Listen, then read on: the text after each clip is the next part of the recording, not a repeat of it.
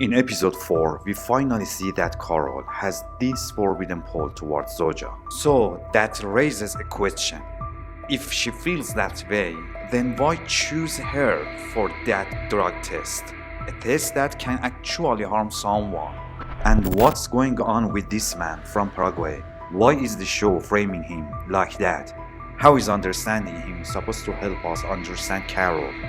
Stick with me, episode 4 has a lot going on. Hey everyone, I'm Hamzi, welcome to Cinema Z. In Pluribus, people don't behave like people. Nobody swears, nobody lies, nobody gets angry. There is no frustration, no sadness, no jokes even.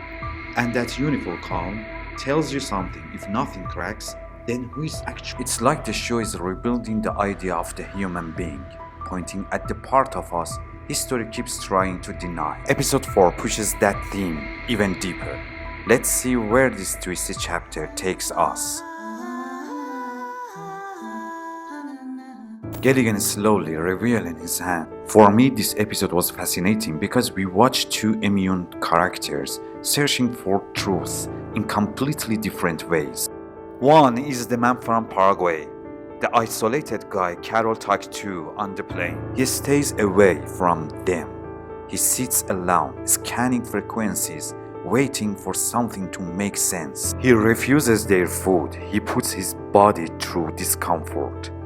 His whole approach feels almost Eastern poetic. In Zen or other mystical traditions, you isolate yourself, you discipline the body, you wait for some kind of illumination. It's the same image we have of a mythic poet, wrestling with his own darkness, tasting suffering, waiting for inspiration to descend. And then there is Carol. She's chasing truth through analysis, through evidence, through interaction with them. You could call it the Western scientific path. Gather small details, boil a larger truth. And the show seems to suggest that these two paths aren't opponents. Put them together and maybe you finally get a full picture. But let's get to what this episode really shows us about Carol. There's something subtle here, really important. Carol uses a drug on herself to lower her consciousness, the same drug rumored to force confession. When she watched the footage later, it's like she watching her own unconscious speaking. And two moments in that footage matter more than everything else. First, she realizes she's still stuck in grief for Helen. Her unconscious keeps repeating, "I miss you." The Carol watching the video gets emotional, skips ahead to avoid crying. Then comes the part about Zoja. At first, unconscious Carol insults her, and watching Carol nods along because that matches how she wants to see Zoja, as a source of trouble. Then unconscious Carol admits she wants her, she desires her. Watching Carol freezes, stops the video instantly.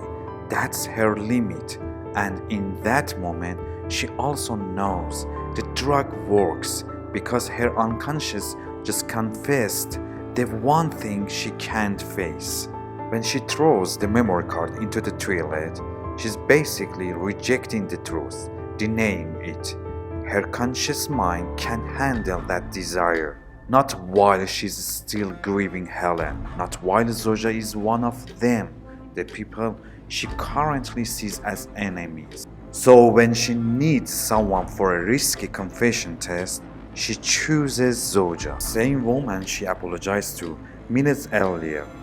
Her psychology is bending the experiment. What the show is saying is simple. No scientist is neutral.